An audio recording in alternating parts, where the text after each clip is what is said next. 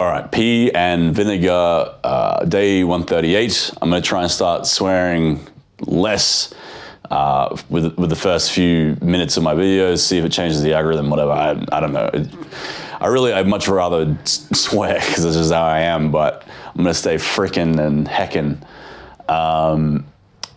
Yeah, I'm doing accessory days. So last week I did accessories like split up. I would do 2 days. So I do chest Monday, followed by traps a few hours later, or like chest and calves, and then a few hours later. Or I do like back, and then a few hours later I'd do abs, whatever it was. I can't remember, but like I would just do my main movers, rest a few hours, and come back to the gym and do my accessories. And I just didn't enjoy that much. I don't want to have to remember to work out twice. I don't want to have to record something twice. So I'm just not doing that. I'm doing an accessory day, and that's just how it is. It means I train extra day a week. But whatever, dude. I can't be bothered. Simply cannot be bothered.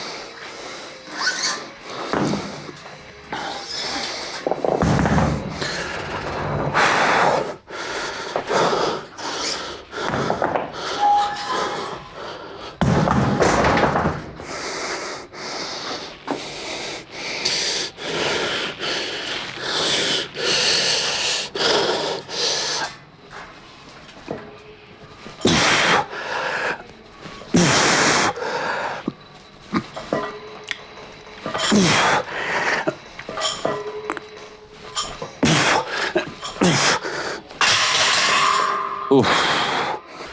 So I'm going to be getting a new gym machine tomorrow. It's going to be a surprise, not giving it away just yet, but do know that it's going to be very beneficial specifically for bodybuilding work. So that might give it away, but anyway, you'll see tomorrow. It's going to be sick, and it's very cheap. It only cost me like $100 for what is essentially a close to commercial grade product. So stay tuned tomorrow. Actually, tomorrow I take my day off. Oh, fuck, man. And then there's Christmas, and I'm going away for 2 days.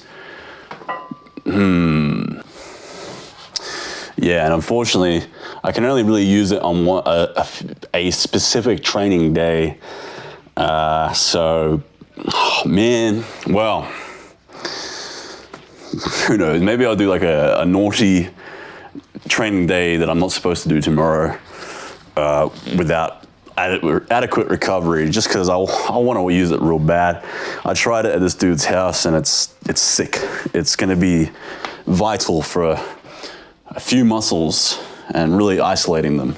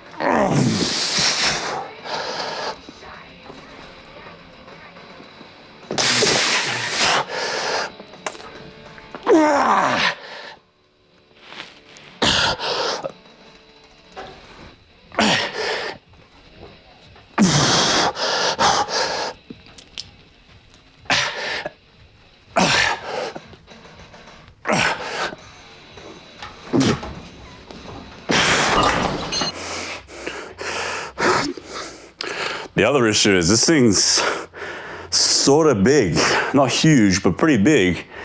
It's not gonna fit in my gym now that I really think about it. So I'm gonna probably have to place it outside. So hopefully I can figure out how to get under a top and maybe make it not get too damaged from the rain and stuff. Yeah, I mean, I might be able to fit in there somehow, but it's gonna be really fucking squeezed and cozy in here if I do, so. Yeah, anyway, it's gonna be worth it for what it does, but it might be a bit tricky. That's the problem with home gyms, is space.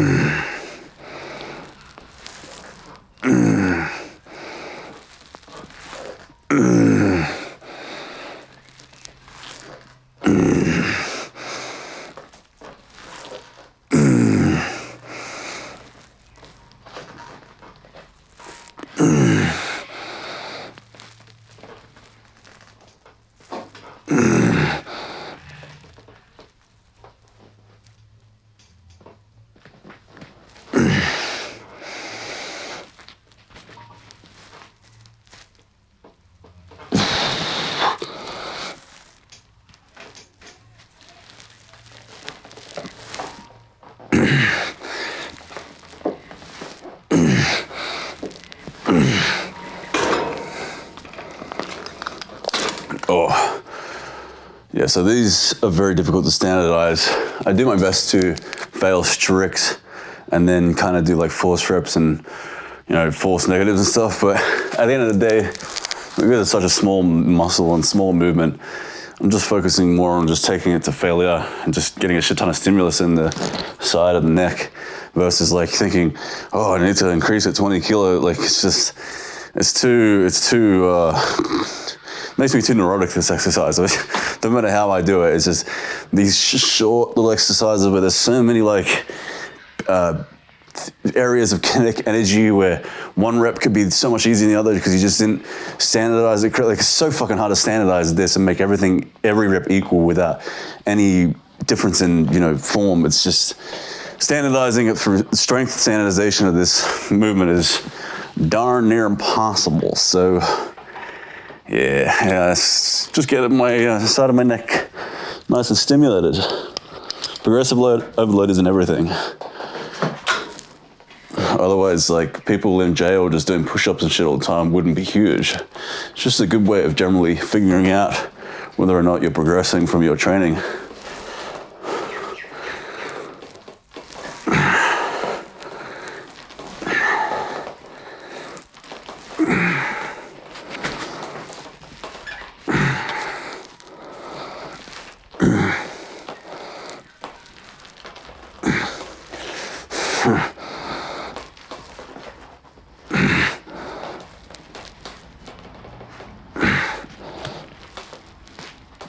Like, this side, I don't know what's going on. I just can't fucking move it. It's not that my left side's weaker. Something's changed here.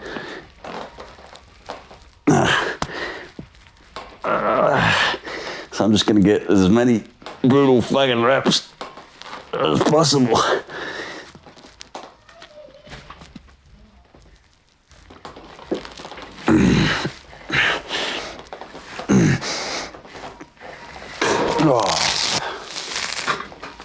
What an awful exercise.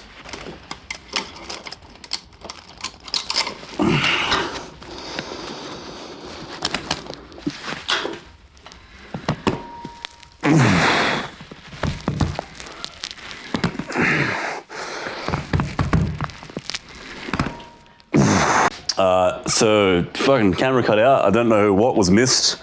I guess I'll see when I'm editing. But stupid camera, man. The stupid phone, rather, always seems to be fucking up on me. Oh, fuck, that's heavy. That is brutal. Ideally, I should build this machine so that I can make it longer, and that way I can sit on it. And then I only need a fraction of these weight plates, but because I haven't got my extra body weight on it, like, it needs that's a shit ton of weight. It feels pretty light. I had to do slow reps, 5-second negatives, 5-second positives, just to not do like a shit ton of reps because it's just so fucking easy. You don't realize how strong your calves are until your body weight's out of the equation.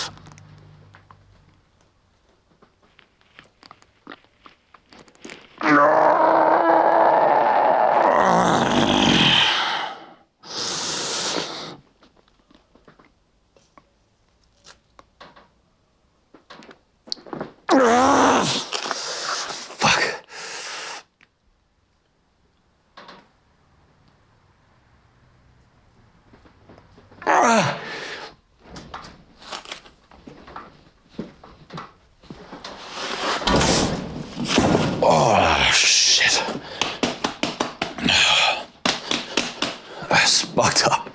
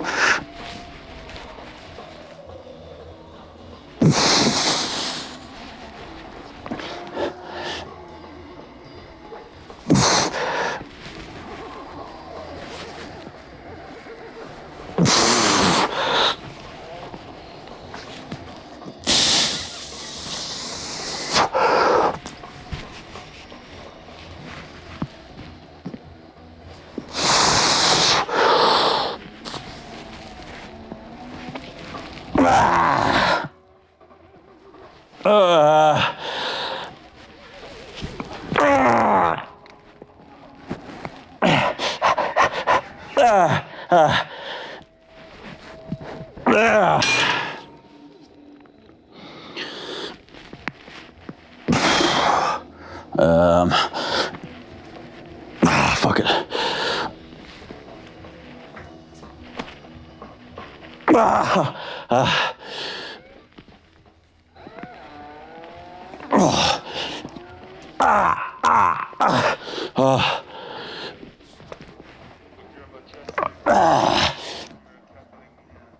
Oh, fuck.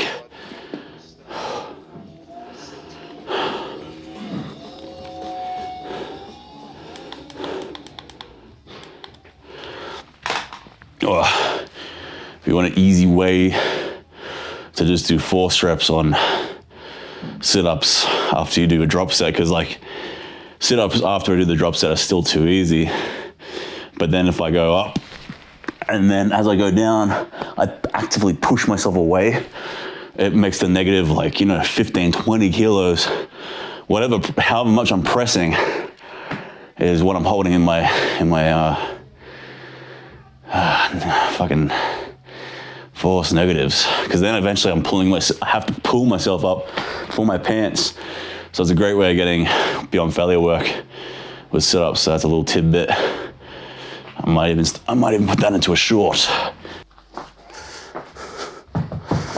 I normally do leg raises or cable resistance leg raises, but I've been getting some serious hip flexor issues with my right hip flexor lately, and the cable variant really puts the hip flexors under strain a lot too. So it kind of hurts. Don't feel the abs are working much. I know what it's from. It's from driving. I need to bring my seat back further, but I can't. I don't know what it is. Like my legs kind of up in this position when I drive, so my hip flexor is constantly engaged. And then switching back and forth, internally rotating my leg to brake, accelerate, brake. That's fucking up my hip flexor. And it's funny, as a PT, it's kind of my job when I train clients to identify what the issue is giving them the injury they're sustaining. Because it's very seldom, if you're doing weights correctly, you're gonna sustain an injury, so long as you're rested. But it's always just exacerbated by something in the real world. And in my case, it's fucking driving. And most people don't really put two and two together because they don't know how biomechanics work and overuse injuries come along. So sometimes with clients, it'll take, months before I can dig into what it is in their life that's giving them the injury. And when we finally find it, they're like, oh, it's that. And I'm like, yeah, but people are just not conscious. But like, this has come up in the last few days, and I'm very quickly realizing what it is, because I just analyze, what I'm doing throughout the day. So if you've got any injuries, make sure that you analyze what you're doing in the day, because this could get a hell of a lot worse if I didn't realize that. How I'm going to fix my car seat to be further back, I don't know. Ideally, I would do abs tomorrow on sort of like a day off, but now that I'm cutting, I want to really take at least 1 or 2 days off a week. So I'm just going to add the abs to the end of the accessories again. If it means that the training with the abs suffers a little bit, that's fine. You don't build your abs during your cut. You build your abs during the bulk. Everyone hits their abs as hard as they can. Cutting, oxymoronically, you might build up some ab development when you cut, but it's going to mostly come when you bulk. And then people skip abs in their bulk because they're bulking and they can't see their abs anymore, but it's stupid. It's like any other muscle.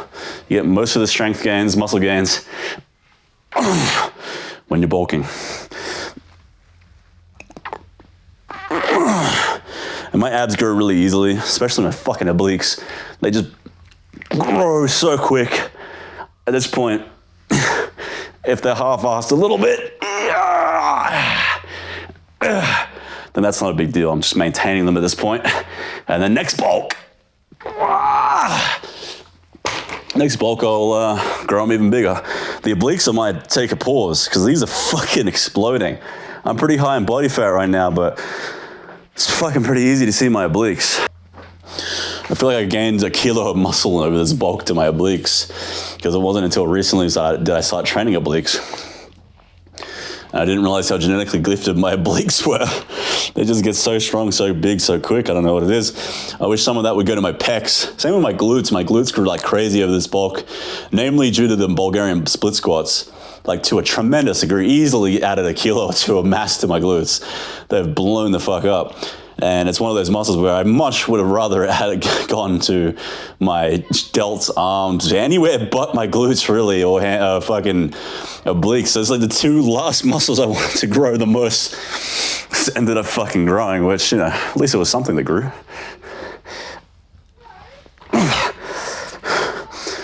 Legs blew up a lot too. All the muscles that I fundamentally neglected until recently, obviously, blew up.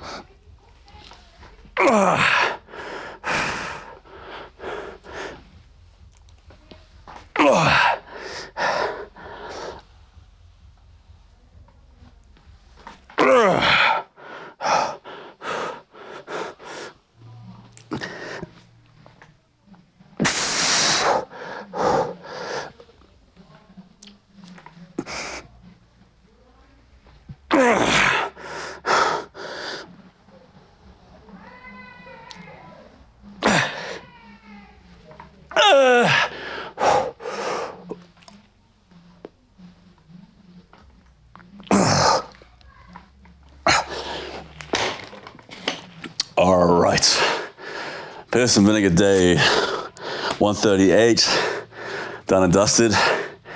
Merry Christmas, Happy New Year's. Actually, no, I'll see you guys tomorrow for arm wrestling day. Oh, I was doing arm wrestling today. I could have done abs then. Whatever, dude. Arm wrestling today, day tomorrow. You won't get to see the new equipment in action then.